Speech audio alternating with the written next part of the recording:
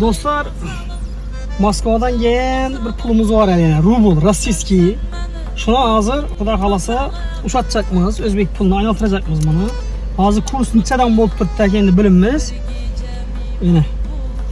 Necha so'mda bo'lisdan şunu. Nechada bo'lista? Bilsangizlar beraman. Hozir sanaymiz.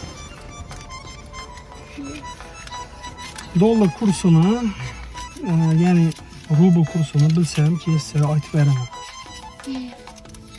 Şuna var ya 5 yıl oldu yine yeğenime. 5 yıl karam. 5 yılda bu anla karam var pulmu. Stop, hey. Stop.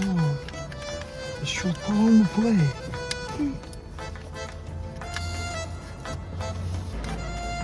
Bir. 2, 3, 4, 5, 6, 7. Ortaklar yankı rossiyskiy pulumuz azgına 8450 rubl. Şunçalık pul oldu yine. Bu 1 milyon. Bunda 326 bin so'm oldu. Kursu 157'den aldılar.